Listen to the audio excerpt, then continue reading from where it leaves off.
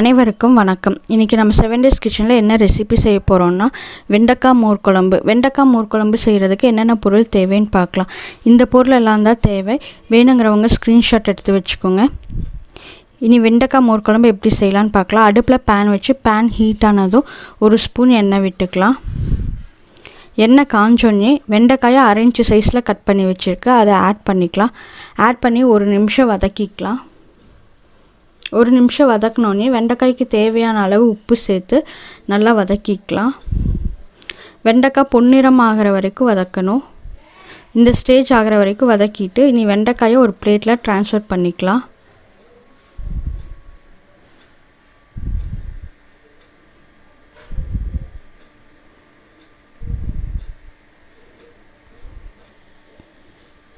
வெண்டைக்காய் வதக்கி எடுத்தாச்சு.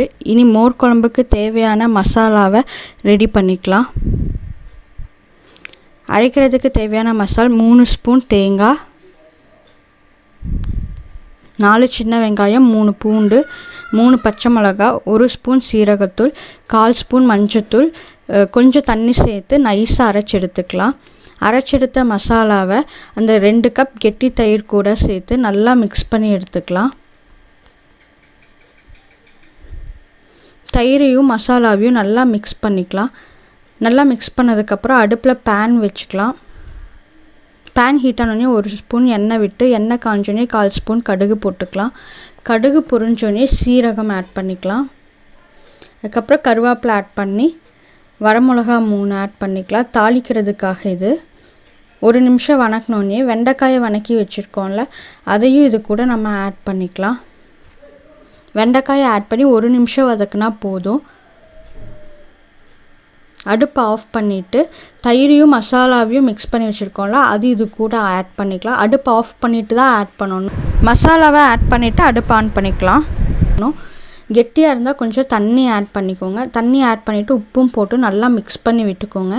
மிக்ஸ் பண்ணதுக்கப்புறம் ஒரு 5 மினிட்ஸ்க்குள்ளார பார்த்திங்கன்னா ஒரு கொதி வர மாதிரி வரும். இந்த ஸ்டேஜ் வந்தோடனே நீங்கள் அடுப்பை ஆஃப் பண்ணிடுங்க. அவ்வளோதான், குயிக்காக டேஸ்டி அண்ட் எம்மியான மோர் குழம்பு ரெடி. இதே மாதிரி நீங்களும் செஞ்சு பார்த்து டேஸ்ட் எப்படி இருக்குதுன்னு சொல்லி எனக்கு கமெண்ட் பண்ணுங்கள். இந்த வீடியோ பிடிச்சிருந்ததுன்னா லைக் பண்ணுங்கள், ஷேர் பண்ணுங்கள், சப்ஸ்கிரைப் பண்ணுங்கள், அப்படியே பெல் ஐக்கான் கிளிக் பண்ணுங்கள். தினம் தினம் ஒரு சுவை, அதுவே அறுசுவை.